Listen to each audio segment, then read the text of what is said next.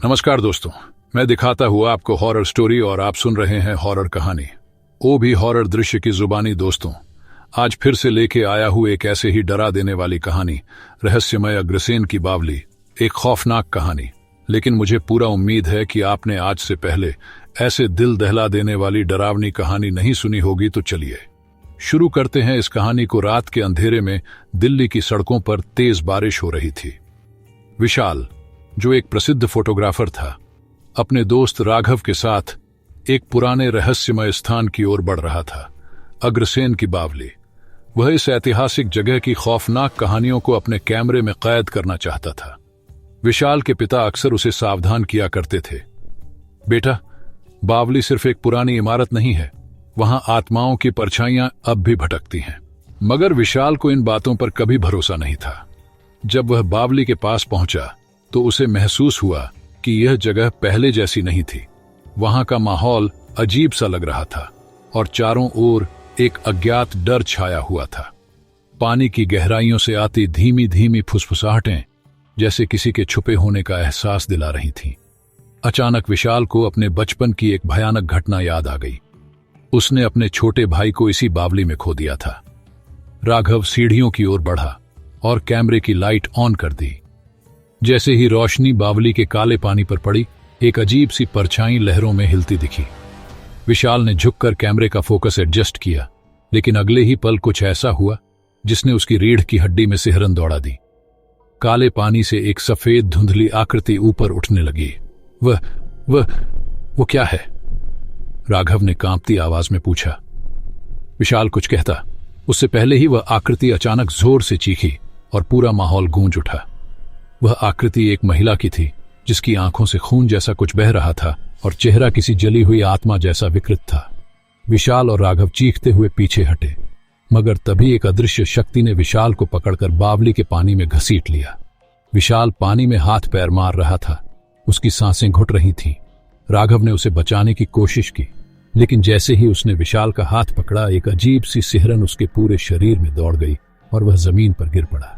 विशाल को लगा कि कोई अदृश्य शक्ति उसे पानी की गहराइयों में खींच रही है। अचानक उसने पानी के नीचे एक चेहरा देखा, वही चेहरा जो उसके खोए हुए छोटे भाई रोहन का था। भैया, मदद करो, रोहन की टूटी फूटी आवाज विशाल के कानों में पड़ी। विशाल की आंखों से आंसू छलक पड़े। उसका भाई जिंदा था या यह कोई छलावा था? विशाल की आंखों के सामने अंधेरा छाने लगा और अगले ही पल वह बेहोश हो गया। जब विशाल को होश आया तो वह बावली के किनारे पड़ा था। उसके चारों ओर पानी बिखरा था और राघव उसके पास घबराया हुआ बैठा था। भाई, तू ठीक तो है? राघव ने घबराते हुए पूछा। विशाल कांपते हुए खड़ा हुआ और बावली की गहराई में झांका। पानी में कुछ नहीं था, न कोई आत्मा, न कोई परछाई। मगर तभी उसकी नजर बावली की दीवारों पर गई। वहां किसी ने खून से कुछ लिखा था। जो यहां आया उसने अपना अतीत फिर से जिया। जो रहस्य दबे थे वे जाग चुके हैं। विशाल और राघव की धड़कनें तेज हो गईं। तभी एक हवा का झोंका आया और उनके कानों में किसी की फुसफुसाहट सुनाई दी। अभी तो सिर्फ शुरुआत है। विशाल और राघव वहां से भागने ही वाले थे कि अचानक बावली के सबसे गहरे कोने से एक औरत की दर्दनाक चीख गूंजी। बचाओ, मुझे इस श्राप से बचाओ। विशाल और राघव के कदम वहीं थम गए। क्या यह आत्मा किसी अतीत की शिकार थी या फिर यह कोई साजिश थी? क्या इस बावली में वाकई कोई अज्ञात शक्ति मौजूद थी या यह सिर्फ एक भ्रम था? जानने के लिए बने रहे मेरे इस वीडियो में। विशाल की आंखें अब भी उस लाल खून से लिखे शब्दों पर जमी थीं। जो यहां आया उसने अपना अतीत फिर से जिया। जो रहस्य दबे थे वे जाग चुके हैं। उसका दिल तेजी से धड़क रहा था। उसकी आंखों में अब भी अपने खोए हुए भाई रोहन का चेहरा घूम रहा था। क्या यह सिर्फ उसकी कल्पना थी या सच में रोहन की आत्मा इस बावली में कैद थी? ये सोचकर उसकी आंखों में आंसू आ गए। भाई, हमें यहां से निकलना होगा। राघव ने विशाल का कंधा पकड़कर हिलाया। वह बुरी तरह कांप रहा था, मगर विशाल का मन बावली के रहस्यों को जाने बिना वहां से जाने को तैयार नहीं था। विशाल और राघव ने बावली से बाहर निकलने का फैसला किया, लेकिन जैसे ही वे बाहर की ओर बढ़े, एक ठंडी हवा का झोंका आया और दरवाजे खुद ब खुद बंद हो गए। अंधेरे में एक हल्की सी परछाई हिलती हुई दिखाई दी। कौन है वहां? विशाल ने डरते हुए पूछा। अचानक एक डरावनी हंसी गूंजी और दीवारों पर अजीब सी आकृतियां उभरने लगीं। उनकी आंखों के सामने एक विचित्र दृश्य उभरा। एक औरत अपने बाल नोच रही थी और जोर जोर से रो रही थी। उसके गले से किसी ने रस्सी बांध रखी थी और उसकी आंखें लाल चमक रही थीं। विशाल की आंखों में आंसू आ गए। उसकी आंखों के सामने एक औरत दर्द से चीख रही थी और उसी के पीछे खड़ा एक काला साया धीरे धीरे उसकी ओर बढ़ रहा था।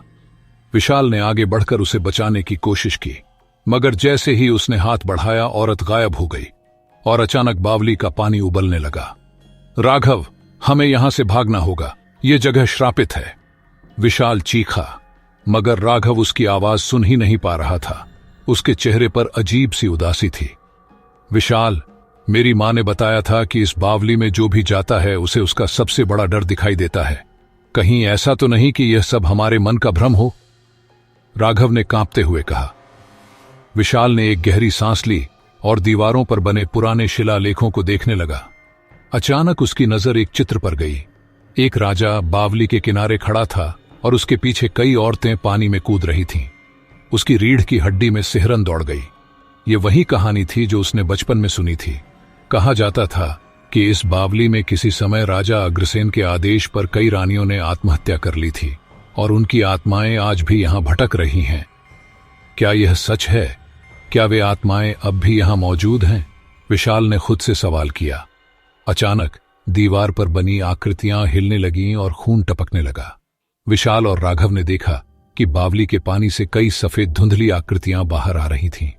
विशाल और राघव कांपते हुए पीछे हटे, मगर तभी एक लड़की की दर्दनाक चीख गूंजी, मुझे इस श्राप से बचाओ, प्लीज। विशाल ने मुड़कर देखा तो उसकी आंखें फटी रह गईं। वहां एक लड़की खड़ी थी, मगर उसके पैर जमीन से ऊपर हवा में झूल रहे थे। उसकी आंखों से खून बह रहा था और वह धीरे धीरे उनकी ओर बढ़ रही थी। विशाल, ये कौन है? राघव की आवाज डर से लड़खड़ा गई। लड़की ने कांपती आवाज में कहा, तुम इस बावली की सच्चाई जानने आए हो तो इसे पूरा जानकर ही जाओगे, मगर यह मत भूलना, जो यहां की आत्माओं से नजदीक जाता है वह वापस नहीं लौटता।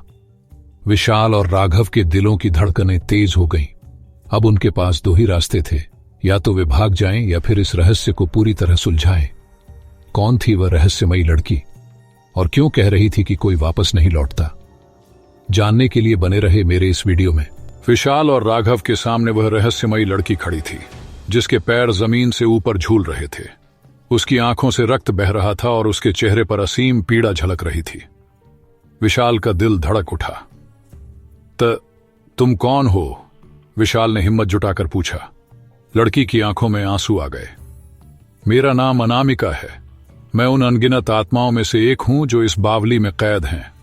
हमें हमारे भाग्य ने नहीं, बल्कि इस समाज की क्रूरता ने मारा।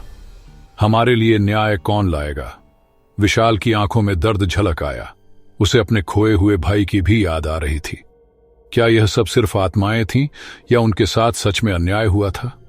अचानक बावली की दीवारों से कई आत्माएं प्रकट होने लगीं। सभी महिलाओं की आंखों में पीड़ा थी, जैसे वे अपने कष्टों की कहानी सुनाना चाहती हों। बावली का पानी उबलने लगा और उसमें से दर्दनाक चीखें उठने लगीं। राघव डर से पीछे हट गया, मगर विशाल की आंखों में अब डर की जगह जिज्ञासा थी।